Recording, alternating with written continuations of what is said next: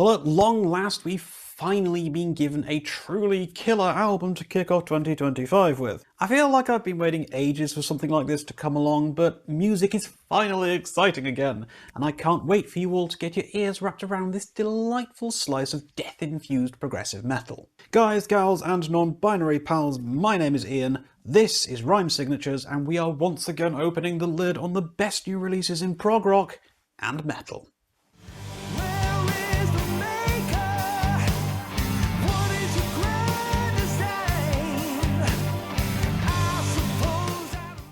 Okay, yes, I'm excited about this one. Now, it could just be that I've been feeling the January drought and I've been gagging for something that scratches that one particular spot on my brain, but Lunar have definitely set an early high bar for whatever else is set to come out this year. This California-based band are back with Tempora Mutantur, their fourth studio album following their debut Theogony in 2017, Eidolon in 2019, and The Illusionist in 2023. Bringing with them a small but elite selection of killer guest stars, including Wayne Ingram of Wilderun, Sam Vallon of Caligula's Horse, and Joe Galace of Thank You Scientist for some very tasty little sections throughout the album. Now, this is not the first time they've brought friends along based on my cursory research, but this is my first time with the band, so it's pretty cool to see some of the more distinguished names in prog cropping up across the album's runtime. Now, while I've not listened to anything from the band before this record, based off how strong this one has been for me, I am very excited to dig back through their discography and find out exactly what it is that I've been missing out on. So, what kind of music are we dealing with here? Now, in no uncertain terms, this is very much of the college of Between the Buried and Me, with flourishes of bands like Haken, Caligula's Horse, Opeth, and pretty much take your slice of whatever contemporary progressive death and or metal bands you care to list. Is it derivative? Perhaps a little bit, but we'll touch on that later. For now though, let's focus on the really good stuff.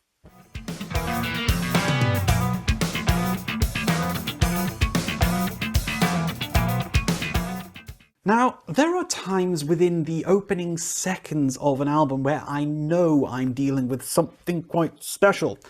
And there are times where, of course, it can take like half a dozen listens for it to even register with me. Now, Tempora Mutantur most assuredly belongs to the former group. Opening track of A Summer to Forget launches into a weird, off-kilter, jazzy first impression, sparking some memories of King Crimson but neatly segues into recent efforts by Between the Buried and Me, as clean vocalist Chandler Mogul accesses his inner Tommy Rogers but with a more melodramatic slant to his performance. It makes for an opening number that feels familiar but creative and establishes the band's signature sound early without leading you down any musical bait and switches or unexpected twists. Basically, if you groove the opening number, this is most assuredly going to be an album that you'll enjoy. There's a great sense of tastefulness and appropriate accenting from the numerous brass instruments throughout the album, never feeling overdone or overplayed, and managing to bring in just the right amount of quirkiness against the extremity of the harsh vocals and the balls-to-the-wall guitar riffing.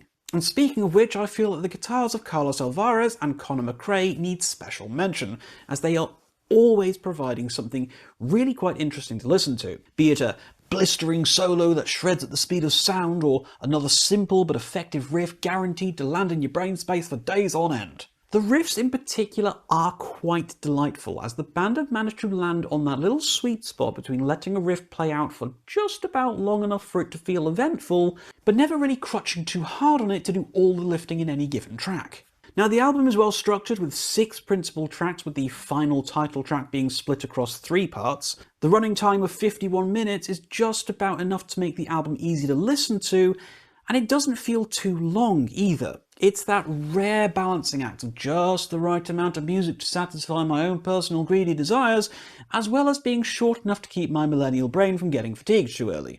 Second song of Fall Back Into Old Habits is the second longest track of the album at just over 11 minutes, and feels like it could have been plucked straight out of Parallax 2 or something otherwise similar. There's an enormous, complex web of intricate and textured instrumentation going on, all punctuated by Brian Lewis's demonic guttural roar. It's an easy pick for one of the best songs on the album, keeping you guessing at all times with weird tonality shifts, infectious riffing, grooving bass lines, and some truly ferocious drumming. I feel special mention has to go to this crazy, insane, funky little bass section from Ryan Price at around 8 minutes 25 seconds in, with some slap and pop that'll make you want to groove in ways you never thought progressive death metal was capable of. The third track of Seasonal Interlude feels like anything but.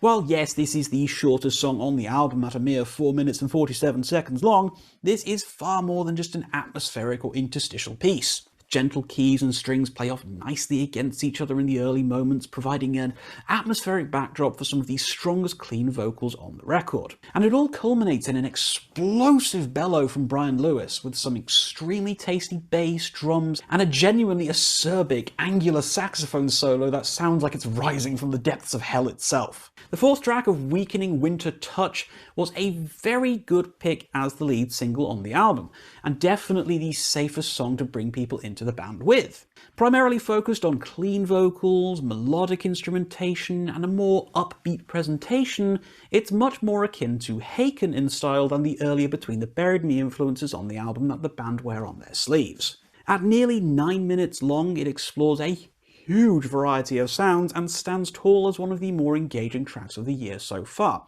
especially from a vocal perspective, as Chandler Mogul really gets the opportunity to shake it off and let loose with the power of a man completely unrestrained. At about, say, 2.5 minutes or so in, you'll start to get a little bit of a feeling of Ray Alder from his delivery, with these confident theatrical outgoings, and it's honestly wonderful to listen to.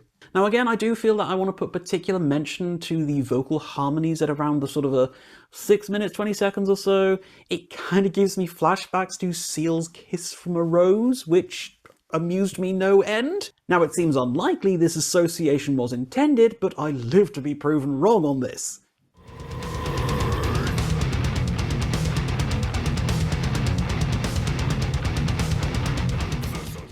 Sadly, of course, as with everything in life, it's not all sunshine and puppies.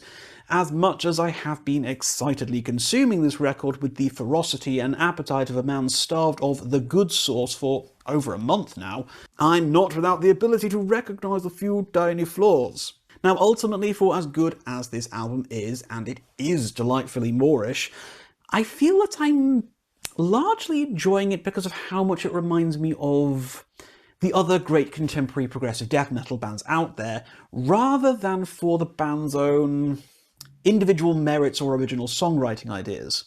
Now the vocal delivery, whilst good and in fact excellent at times, it does feel slightly lacking in its own sense of individuality, leading me to think, oh, this reminds me of X, Y, Z throughout a great deal of the album.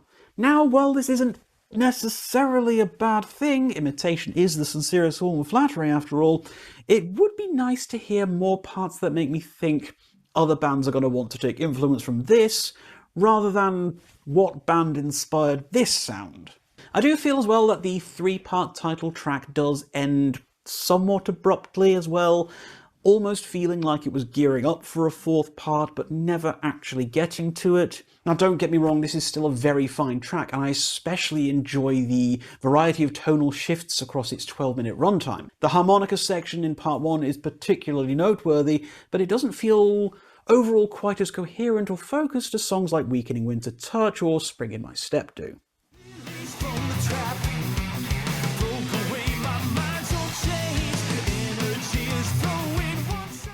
So, what else can I possibly say about Lunar's Tempora Mutantur? January is always a rough time for new music, and 2025 really did wait until the 11th hour before delivering me the goods I've been craving.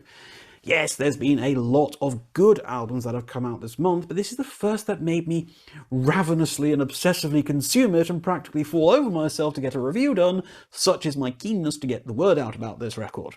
No, this absolutely isn't perfect. Sure, it lacks any great sense of individualism, feeling at times largely like a melting pot of good ideas from other bands, but it's how well that Lunar have managed to stitch these elements together into one cohesive, enjoyable whole that makes Tempora Mutantur such a delight to listen to. Ultimately, this is a riotously entertaining album, full of adventurous instrumentation, devilishly good vocals, both harsh and clean, Angular and quite specific musical passages, all wrapped up in a perfectly sized package, striking a fantastic balance between aggressive death metal and eyebrow-raising modern progressive rock styles. I think that even if you're on the fence with death metal and growled vocals, there will still be enough on this album to keep you engaged, and honestly for me, it's how well the band dips and dives between contrasting styles that makes this album so much fun to keep coming back to. I would personally say yes to grabbing a physical copy of this one. Lunar have clearly got a lot to give, and supporting their endeavours comes highly recommended. This is all, of course, guys, just my opinion, so if you loved this one, if you hated this one, please talk to me about your experiences with the album in the comments down below. Please do drop me a thumbs up if you like the video, please do consider subscribing if you've been enjoying my own particularly irreverent content, and please do tell all your friends just about little old me. But until next time, guys, as always, keep your rhyme signatures pretty odd.